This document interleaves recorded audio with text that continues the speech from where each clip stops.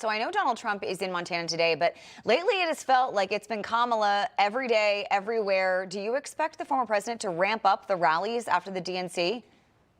Well, as we know, when you run for president as a Republican in this country, you're not just running against your Democrat opponent, you are also running against the liberal mainstream media, who operates really as the PR house for their chosen candidate. I've said this often, that Kamala Harris is getting the Hillary Clinton treatment. You have a liberal mainstream media that really treats her with kid gloves, definitely going through a honeymoon phase there. But the American people are not. The American people are not excited about Kamala Harris. They are excited about President Trump. And it's why you see him, as you mentioned, going to the great state of Montana and continuing to be out on the road, bringing his winning message everywhere, as well as J.D. Vance. J.D. Vance out west this past week. Of course, you saw that clip of him being kind enough to go visit Kamala Harris's press corps on that tarmac, who never takes questions, or who never gets questions from her. J.D. Vance, of course, happy to do so. But I expect the American people to get to see a lot more of President Trump and J.D. Vance out on the road in all of our big, beautiful battleground states.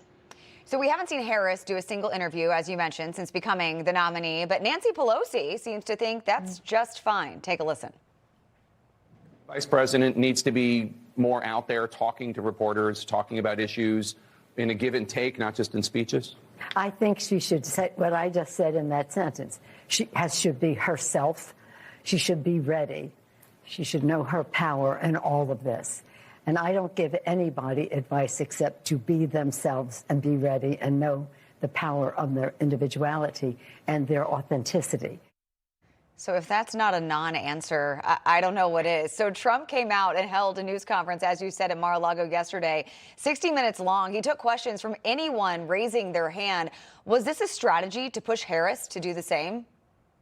Well, first of all, I don't know why we're asking Nancy Pelosi anything, although it doesn't surprise me to see her face on CNN, although I think the American people are quite happy she no longer serves in the House of Representatives. But it's a very telling comparison, because I will say, Kamala Harris and Nancy Pelosi, both from San Francisco, both women who ran San Francisco into the ground. You can take the women out of San Francisco. You cannot take San Francisco out of the women. And it's no surprise to see Nancy Pelosi on CNN carrying water for Kamala Harris. As you mentioned, President Trump yesterday taking questions from the press. Strategy, it's just how he is. It's just who he is. He's a man who's not afraid to take questions, not afraid to sit down for tough interviews. You see this as a pattern with President Trump, right? President Trump, of course, over a month ago, agreeing to that debate on CNN's network, not being afraid to go take tough questions there. We all saw how that worked out. You saw him last week at the National Association of Black Journalists taking tough questions there. Kamala Harris has been the coronated nominee for about 20 days now and has just told her press corps, you know what, that's okay. I'll go ahead and maybe do an interview at the end of the month. And they go with it.